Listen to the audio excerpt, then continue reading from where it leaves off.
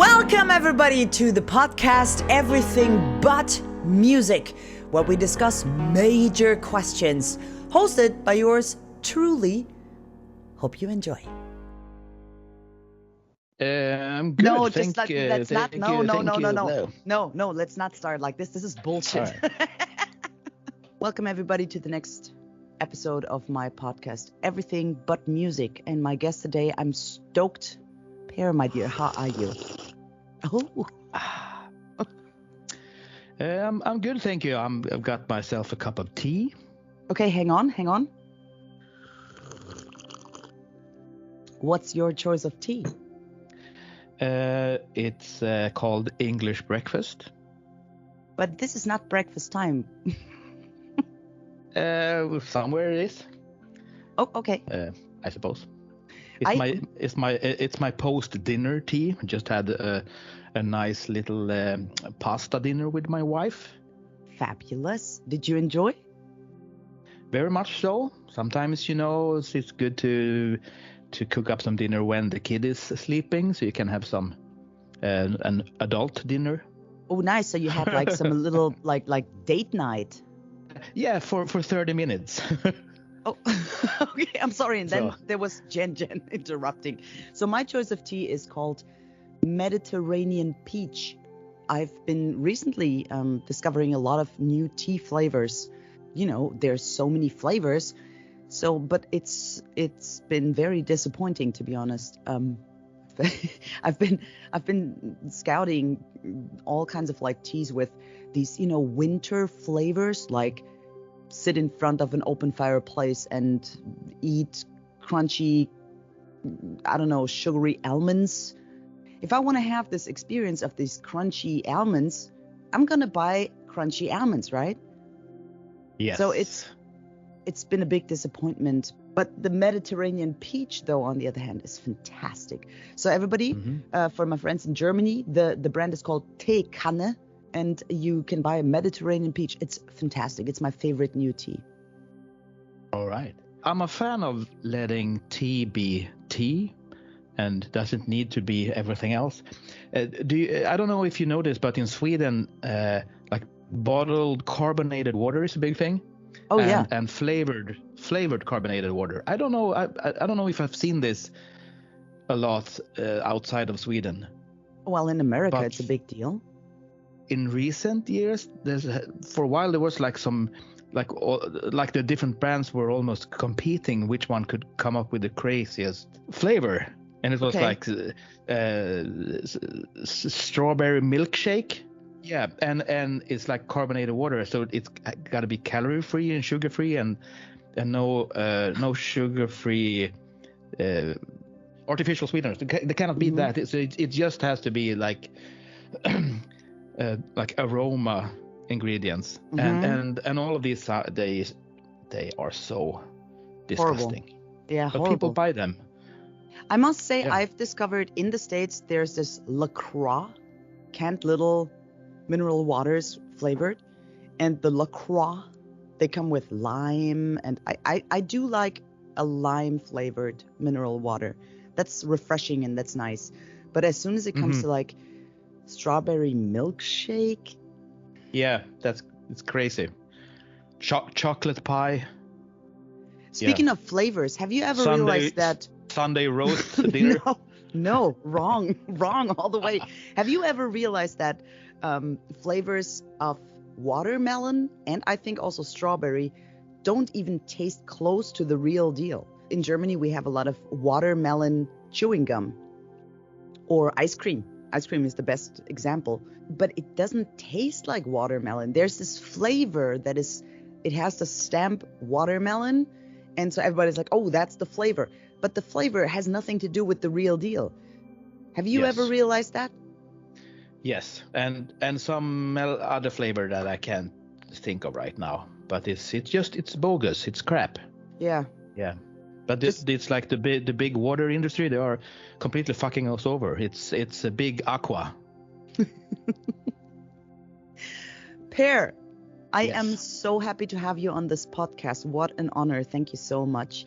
And I have to say, I'm a little bit nervous again because you and I, we know each other, but we don't know each other that well, right? Yes. So when I was thinking about a topic, what to talk about with you, I was being the total stalker. I went through your Instagram and I was looking at pictures and I thought, what could be something of an interest of his that he would like to talk to me about? Because I'm not a big fan of just like throwing a topic at you that has nothing to do with the person that I'm talking to. You know, there should be a common connection point, right? So I found food posts and lovely family posts and really disturbing Instagram filter posts to start this whole thing, as I start every podcast series, for the 1, 2, maybe 3 people who don't know who you are. Would you please introduce yourself and tell us who you are? I am, my name is Per Nilsson. I'm a middle-aged Swedish person living in the middle of Sweden with my small little family in a pretty big house. My favorite pastimes are music and family and cooking. So that's about it. So the one thing that strikes me right now is you do cook. Yes, I do. I love to cook. What is your dish? Like, you want to impress your wife and you say, "Hey, honey, tonight I'm cooking." What is it that you make in the kitchen? Well, I used to be a much better cook because I used to cook a lot of fancy stuff and I used to cook different things, like learning and exploring and coming up with new things, and that's not the case much anymore. I also used to work as a cook for a bit, like as a chef. Really? You did? Yeah, I mean, nothing at a restaurant. Yeah, like at the lunch restaurants. It wasn't fine dining by any stretch of the imagination, but I for a bit, like, I don't know, half a year. So it was a short tenure, but I ran a lunch kitchen, and I came up with set the menu. It was only you in the kitchen? I mean, now you start talking about the real deal, because I feel like every musician sort of had some contact with being in a kitchen or being a waitress. I don't know, at some point. So I've been doing some waitress jobbing to afford my driver's license, to be honest, when I was younger. Was it only you in the kitchen, or have you been this chef on the side who just chops vegetables the whole day? Or no, we were I think 2 or 3 people, depending on when it was in the summer months. The place was much more busy because we had a really big, like a lot of seatings outside on a big patio, and so it basically the place was double the size in the summer, and the rest of the year it was less business. So probably we were 3 in the kitchen in the summer and 2 the other times, and 2 or 3 waitresses that were at the register. Service crafts, yeah, to this very day. What is your dish? I mean, I know what my dish is. I just slay. I do have a hidden private foodie account on Instagram, but nobody knows about that. It's private and hidden. No one's following it. It's not for people to. It's not public. It's kind of like my personal little cooking recipe Instagram account. I was thinking, like, if you were like Clark Kenting it. I love that. Maybe that could be like a second or like a side career for you, because there are a lot of bands who are hiding behind masks and in an anonymous anonymity. Okay. So yeah, sorry about that. No, my life is like an open book, and I am very honest, and I feel like very Honestly, I feel comfortable when I have something to say to the world, to say it. And if I don't have anything to say, I'm turning very, very quiet and I just seem to, disappear. And honestly, that leads me to actually today's topic, because I would love to talk to you about self-awareness and self-consciousness. What's it like to be a person in the interest of public? I would like to know what kind of child have you been?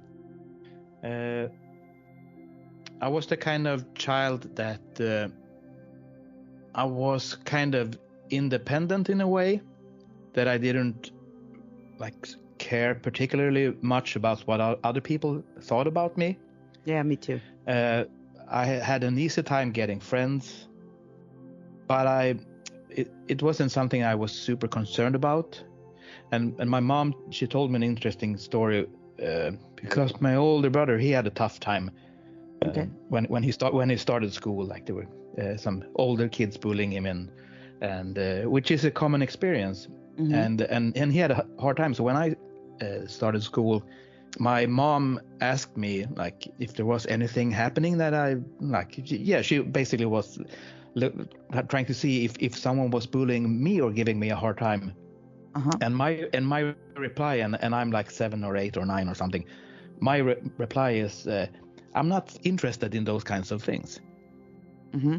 Which I find hilarious today, that because for many people, if you get bullied, that's not a choice how you react to that. Totally. But I think there were older kids that maybe they tried to. Yeah, I didn't care. It was not. I wasn't interested, as I told my mom. And then I suppose if anyone tried to bully me and I didn't care, it wasn't very interesting for them to carry on. I think a lot of young people are facing this problem of being bullied, but then I'm like you just said, it only can trigger your mind and affect you if you let it affect you, right? Mm-hmm. Yeah. So the thing is, if there are bullying that is real stuff where you can't just wish it away or something. So absolutely, but I think it's what you're saying is a good advice for young generations who are maybe dealing with bullying. It only can affect you. I once saw this, I don't know if you saw that. There's a fantastic interview out there with Marty Friedman, Michael Emmett, and Jeff Loomis. And it's recorded somewhere on tour, and they're sitting in the backstage. And then Marty holds this fantastic speech about comments on social media. And he's like, well, I never paid attention. And then there was this one guy, and he was always negative and always trying to hurt my feelings and always talk bad about me and badmouth everything. And then I looked into the account of this actual guy, and then he found out that it was the saddest person, no life, no friends, really sad. And then Marty said, from this day on, I learned, because I felt sorry for this guy out of a sudden, even though he was talking so bad about me. And I know this is not bullying in the classic, I'm in school and somebody's talking bad about me. But still, it is kind of when people talk bad about you on social media, it can affect you. And I'm honestly, it affects me. I'm really honest here. It affects me. If I read some mean comment where people are just hurtful and mean and wrong most of the time, it hurts my feelings. And even though I delete the comment and I'm forget about that, that's bullshit, but then it still would stick in my head and I can't turn that off. And I think with bullying or being bullied in school, it can be the same thing if you just learn to detach from that, because it's not of any value. Maybe it's the saddest person. And what you said, you didn't show interest. You didn't just give it a penny of a thought. That might be really a healthy way to deal with it. Mm-hmm. Yeah, but it's one of the perks of being a grown-up and being this chronologically advanced that I am today. That today I have all this life experience, and now I know that a lot of the people that are bullying might have their own shit that they're dealing with, and so it's like I can see stuff from like a helicopter perspective, you know. Like I can kind of guess what other people are like, why they are doing what they're doing, and when you're a kid you have no idea, and your world is so much smaller, your circles are so much smaller. Maybe you only have your family and the people at your school. So, and if you're having trouble in your family and at school, that's gonna be a pretty bad situation. And also, I don't know about you, but I remember when I was young, everything was so urgent. Like everything was such a big impact. When you're a certain age and you're young, you think every moment is like the biggest emotional, most impacting moment. And by the years we get older, we kind of relax because, like you just said, we have this helicopter vision. It's like you can step out of the situation and look at it and just relax and go like, dude, I'm not going to die tomorrow if I don't do this right now. Right? Mm-hmm. I guess when you're a kid, a lot of everything has the potential to be super big things. It's like you're making your core memories. Totally, and yeah. Like you're a teen and that one party that you went to where everything happened.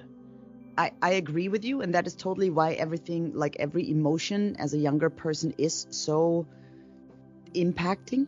When we get older and we grow experience and knowledge, are we just getting jaded? Mm-hmm. Yes. Is that a good thing or a bad thing? I don't know. It's like I miss, for example, things like music and movies. Mm-hmm.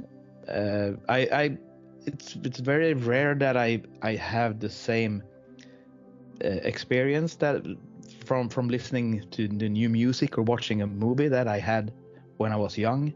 When you heard a new band and it was like it just blew your mind. Like you were so much more impressionable and so much more like likely to be excited about new stuff, like new music, like, oh my God, this is the best band in the world. And nowadays we would listen to new music and go like, wow, that's pretty cool. Right? Yeah. Maybe it's like with drugs. The first time you take meth or something, it's like it's the most awesome thing ever. Then the next time it's like, pretty good, but not really as awesome. And then the experience will never be as the same as that like virgin. This is a horrible example because that leads to overdose. Like, because aren't you looking for something great like when you were young? I mean, I know, for example, from my experience, I changed in, I don't know, going to see shows. For example, I'm going to see Dream Theater playing a show next Wednesday. And I remember my first Dream Theater concert. I was still a young kid, and I went to see them, and I was so excited. The excitement of walking into a concert hall and then the lights turn down and then the music starts and there's the band members and you have all these super extreme endorphins in your system. And I feel like the older we get, the harder it is to reach that kind of excitement, that level of excitement. I agree. And I think maybe that has something to do with that. It's like when you're a kid, and if you can't go to the Dream Theater show, it's like it's the end of the world. Or if you can't go to that party that everyone's going to, or whatever thing it is, yeah, it's like you wanna die. Like if totally. I can't go to that thing, I could just kill myself. Absolutely. There's no point in living. And then when you're an adult, it's like it's not exactly the same thing to go to a show even if, no matter how good it's gonna be, it's not gonna be the same as when you were a kid. And Totally. but then if you can't go to it, or if it's disappointing, it's not as disappointing, or at least not for me. So what was the last show you did go to?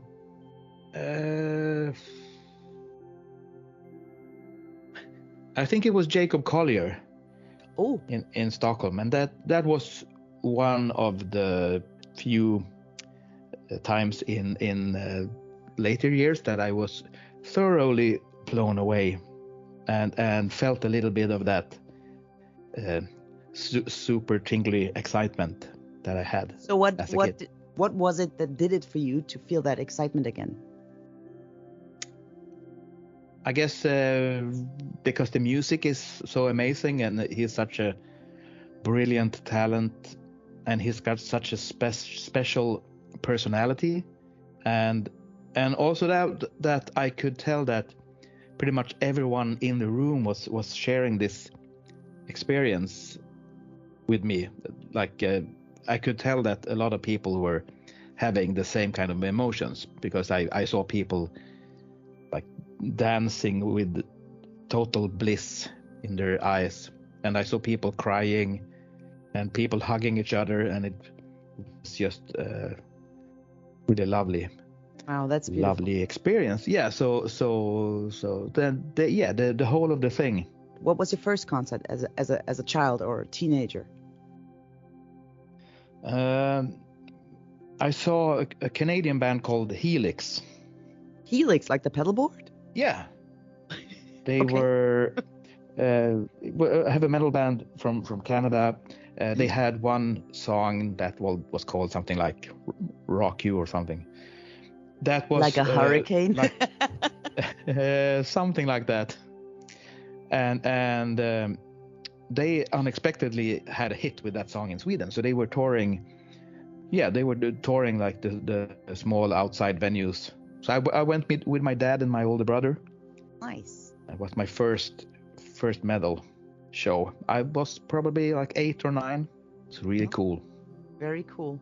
But I feel like when I think back to the shows or concerts or events that I've been to okay, let's compare. I talked about this show before.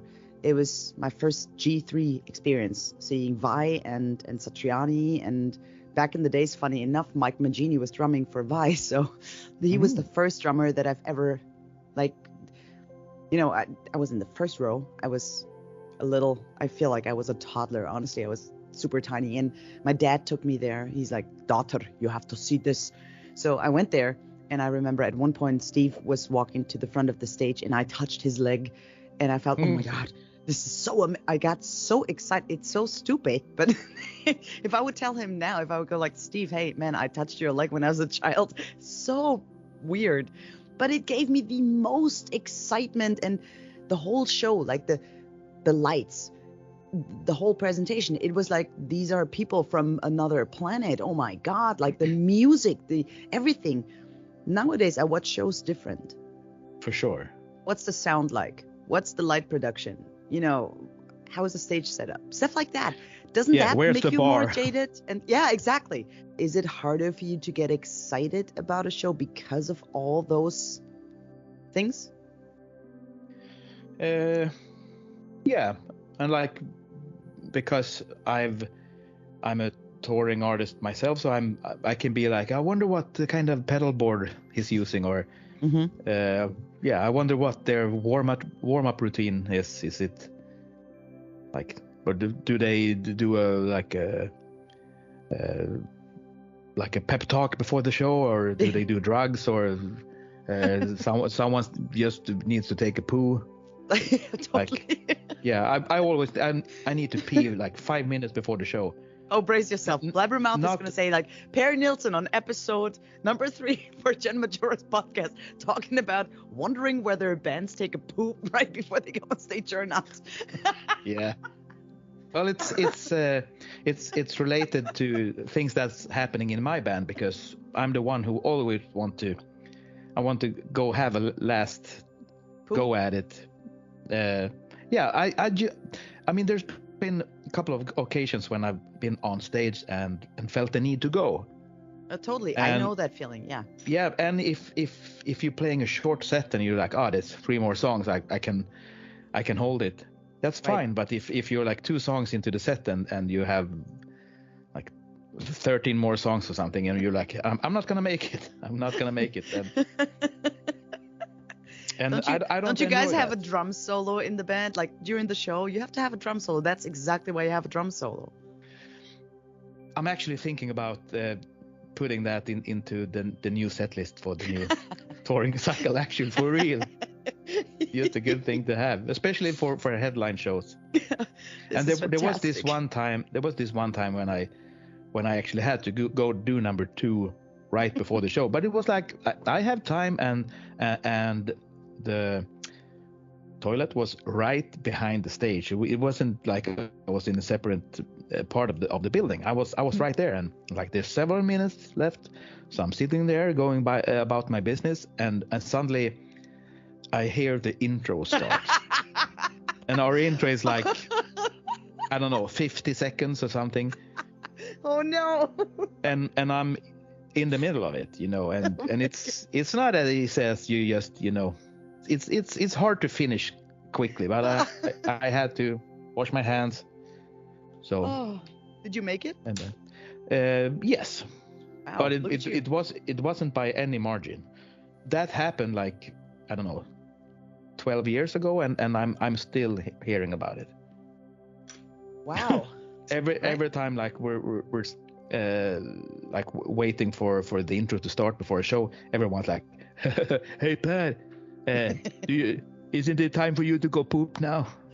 Okay, so let me ask you this question. I'm sure you've been on that toilet and you have probably lost your cool in that very moment, right? What does it take to have and keep that cool? I mean, a lot of people are having the first band and the first life experiences and stuff, and really struggling with like stage fever, like being so nervous that they black out or shiver and like cold sweat, and they can't really play and stuff. What does it take to keep the cool? Is that all just learning by doing and experience, or is there something that really helps to calm down before you do a show? I mean, I don't want to imagine you hyping up yourself on a toilet doing a number 2. I mean, I remember a time when I was a little bit nervous before a show, but it's such a long time ago. These days, I'm not nervous the tiniest bit. What was the last show you were really nervous that you can recall? I have no idea. Maybe I was like 16 or something. I mean, I was a kid, so I didn't have experience. And the main thing for me to not be nervous is to be prepared, right?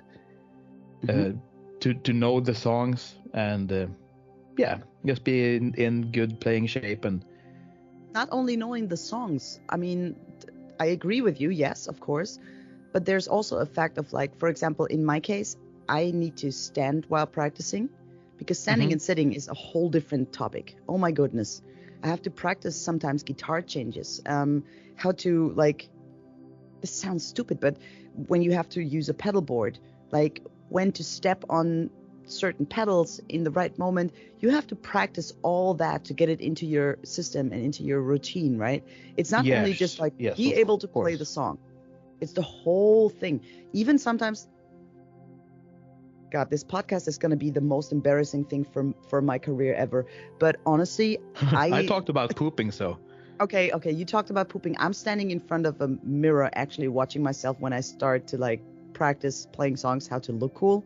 Have you ever done that? Not in a while. Not in a while. Well, you did it. When I was a kid, for sure. And if I got a new guitar, I had to dress up and stand in front of the mirror and do I look cool? Will I be validated? So what does it actually take to be that cool, relaxed person on stage that people can look up to? Because I always feel like a certain part of our artists' system is always a little bit nervous. Whether if it's, am I gonna perform correct and well, Or am I going to be liked by the audience? Or is everything going well in general? Like all these little thoughts, like what does it take to keep your cool? Well, I mean, the reason why I don't get nervous about playing or being on stage is because I don't really care about what's happening. I don't try to second guess if anything is gonna go wrong, and if I mess anything up, I'm not gonna be devastated that I played some bad notes, or it's like, I mean, I care about my music, and I care enough to try my very best. But if my very best isn't as good as I would like it to be one day, then that's fine. That's fine too. Us musicians, we have good days and we have bad days, and you never know what's going on in the life of a person on stage, how the day was. There's sometimes like there's this one recording of me playing at the NAMM show. We played the NAMM show together, but that was fine. I did a short, hey, can you play 2-3 backing tracks at our booth? And I did that. And I was just running like a crazy maniac. That was when I didn't know better. And I had too many appointments, and I was just running. And I remember I played, and all I heard was they put a giant full stack behind of me. And there was like these tiny little monitor wedges in front of me. So I couldn't hear anything. And I played horrible. And then, by all means, Steve Smythe and Jeff Loomis walk by and stand there and watch me. I'm like, oh my God, this is horrible. And somebody recorded it and put it online. And I thought, oh, this is just terrible. And people are like really not nice in the comment section. But then on the other hand, if I would just watch that, I would be the same reaction. I would go like, oh my goodness, this is horrible. But the circumstance was I couldn't hear myself. I had no sound check. I had no time to prepare or play before that or nothing. It was just like, here, plug in, play. And I truly believe that a lot of people don't know stuff like that or don't consider stuff like that. That sometimes your show is not as great as it could be because of circumstances. And I think that's a very important thing that people should actually consider. Yeah. And the audience, like their perception of what the gig was can differ very much from yours. And that thing can go in both ways, because I've been playing shows where I really felt that I didn't play my best, and we had technical issues and whatever, and I've been a little bit bummed out afterwards, like, well, we could have done that better. And then I meet audience members and they come up to me and they are like crying or something, and they are like so happy, and it was the best show of their lives, and I'm like, really? That was the best show? And I'm like, yeah, oh, thank you. And I don't try to convince them that it wasn't the best show of their life, of course. But you just wonder. But I was like, that's not what I heard on stage. But then other times I've had shows where I felt really good, and I've been in a great mood, and I've felt all this energy, and I felt, kind of top of the world. And then I hear a recording of it, and I can hear that what I'm doing is I'm overplaying. I'm playing all this extra bullshit that doesn't need to be there, and I'm rushing all the time. It's like I'm rushing to finish to the finish line. Right. Like, I'm gonna finish this song before the drummer, before everybody else in the band. Yeah, and then I'm like, oh, I thought that was an amazing show, and that wasn't that amazing, So yeah, so I guess I don't trust myself. Interesting. Do you have ever any doubts when you practice new music and you're like, okay, we're gonna play a show, and here's new music? Do you have ever had this moment of insecurity or doubts? No. Wow. But I haven't played all the hard music all the difficult stuff in the entire world. So there's plenty of stuff that maybe I wouldn't even get into it. I just had this talk with a friend this morning. This is now music talk. Damn it. It's called Everything But Music, Jen. Damn it.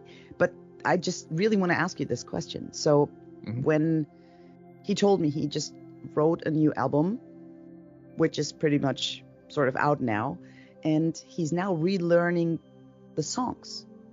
So when he composes, he's composing what he's hearing inside of his head. You have this vision of what it should sound like. And then you use all the drop and drag modern technology of Pro Tools. And I don't have to practice anymore. I didn't say that. But it's just easier to create certain things. You can, move notes and just make it sound the way you want it to sound. Mm-hmm. But then you hit the real momentum where you actually have to deliver. And then for some people, it might get really hard to hit that momentum of okay, I can actually deliver that song that I wrote. You know what I mean? Have you ever had anything like that? Yeah, I guess we have songs in my band that we don't play live because they don't feel too comfortable. Mm-hmm. So, but then then it's more a case of we haven't even really tried it, because I already know before even trying it that it's even if everyone would pull all their parts off, it wouldn't sound as good as other songs. There's also a big thing whether a song is great on the album or a song is great for any live audience. And some songs you think oh my God, this is going to be fantastic if we play this song live. And then it turns out everybody's staring at you and then you play another song where you think this is not going to work, and everybody's freaking out and having a party. And so have you ever had a song that you thought would go totally great and totally did not, or the other way around? Yeah, I've had both. And in the early days of Scar Symmetry, the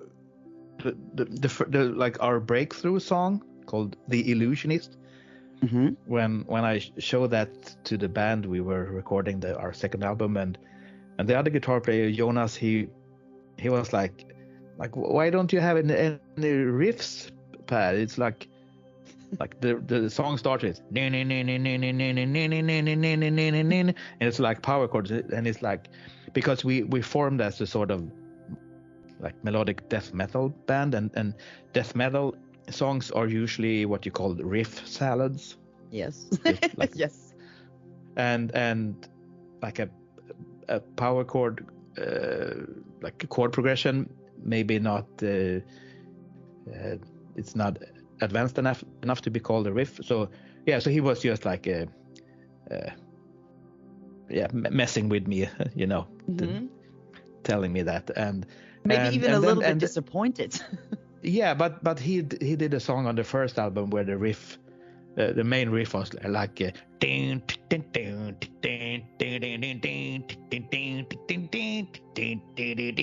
groovy.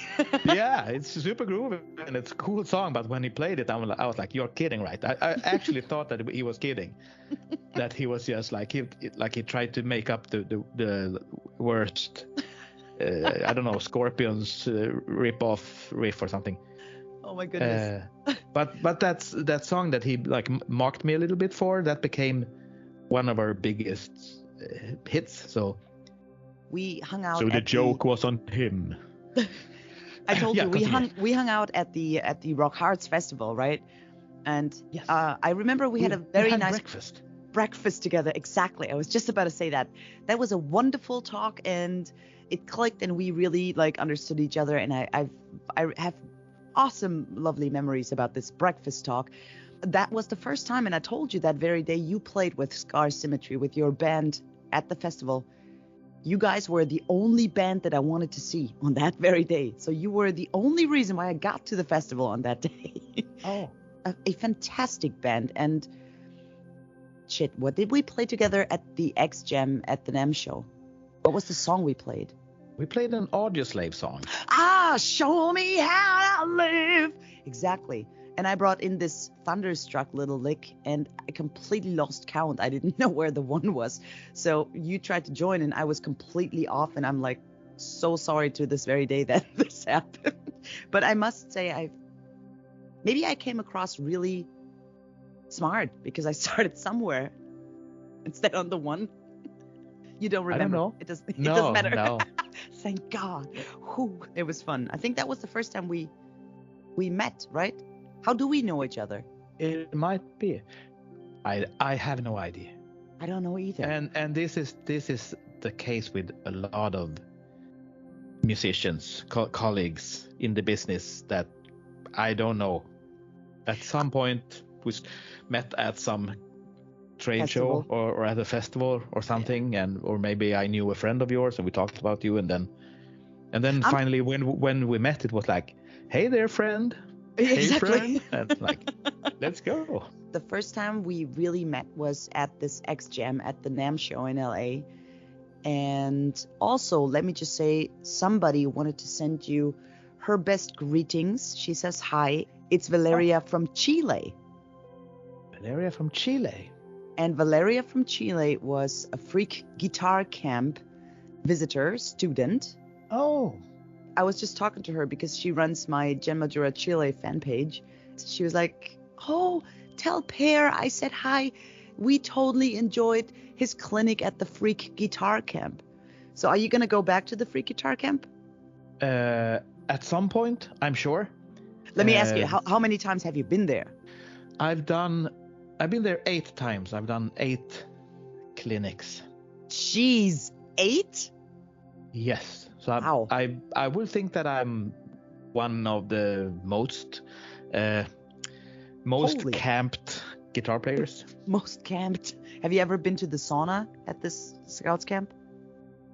I haven't, and I'm not a big sauna fan, actually. You're from Sweden.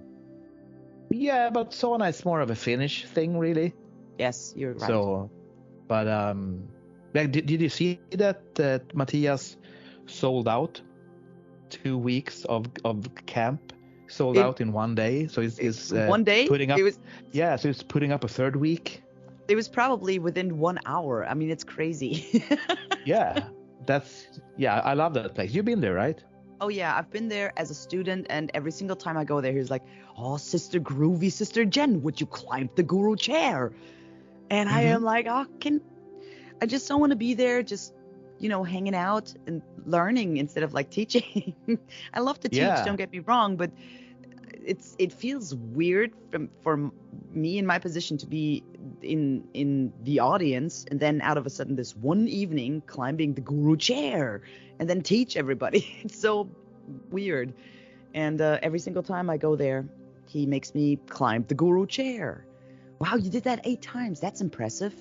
Yeah, and every time I'm like, it's not enough to be there for just a few hours. Like maybe I should go as a student some year. Totally. And you know Henrik from Evergrey? Henrik Of Dahlhage? course, yes, of course. Yes, good friend of mine. And some years ago, he went there as a student. It's quite a long time ago now, but it's in the Evergrey era of his life. So he was like an established artist, and he goes there to spend those 6 days of practicing and hanging out. Just as a regular guy, and it's like 3 people in the audience are wearing Evergrey t-shirts, and he's like, oh shit. Yeah, and he tried to make Henrik climb the chair. Of course. Well, did he? I think he did. He's a fantastic player. And did it. Absolutely. And what a nice guy, Indeed. honestly. Like, it's fantastic. I was sitting in the student's position at the camp while I was playing in this 2 Grammy Award winning band. It was just so weird. But sometimes I get it. It's just when I talk to some students of mine who I consider ready to do that, they are like, oh my God, maybe I'm not good enough. Maybe, I don't know, like all that self-doubt and insecurities and stuff. And I try to take that away from them because What IA created there is a community. It's not a competition. It's not a challenge. It's mainly just like become I feel like that. It's like you are part of the camp and you become a sponge and you just soak up as much knowledge and information and experience as you can to go finish everything and practice everything to top-notch level. That's your homework. You can do that at home. But for the sake of the experience, one shall never go like, I'm not good enough. Yes. Exactly like that. It's one of the biggest things my dad taught me when I was a child. He's like, he pushed me on all the open stage jam sessions and stuff. He's like, daughter, go play. And, even if it was he's a musician? Yeah, he's a bass player. Yeah. I am totally not worthy. These musicians are amazing. What am I going to do on that stage with those guys? Even if it was just, blues in A or E, but it doesn't matter, because I think it's very important to interact with your instruments and communicate music with other people in a live situation and learn. And it's not about the amount of notes you play. It's not about the amount of tricks you have in the pocket. Look at me, I can play the fastest legato licks. Or it's not about that. It's more about the actual experience of like playing together. Yeah. I mean, if that's going to be dependent on like tricks, that's like if you're having a conversation with someone and you have this one story that you can tell, this one joke you can tell, or you have this one little magic trick or card trick you can do to entertain, and then when that's over, it's like you don't have anything to say. Exactly. That's weird. It's an important thing to learn how to communicate with your music, I think. This is my biggest advice to young up-and-coming musicians. It's always like, go out there, go play.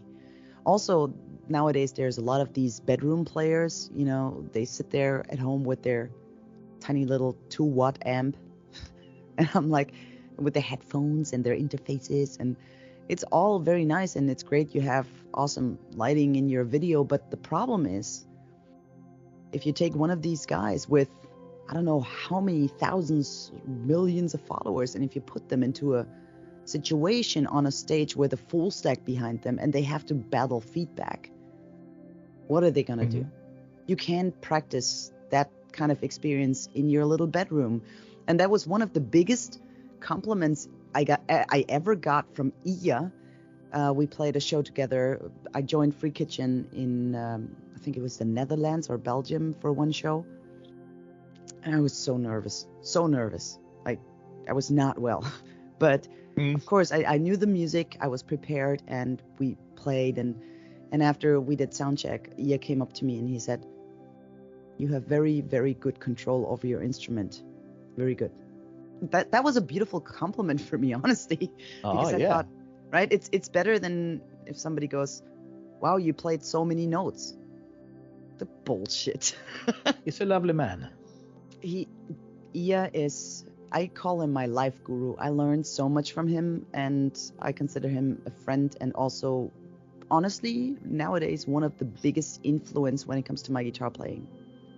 I learned a lot. Like, he's a good man, very good man. Yes, super inspiring. The way he has navigated his career as well, and created the camp, and he's doing his band, and they are doing a really niche thing, I suppose. They do their own thing, and with his solo music, same thing. He doesn't seem to care too much about what other people are doing. He's just like following his own compass, and he's succeeding and making a living for himself, and I think it's really cool.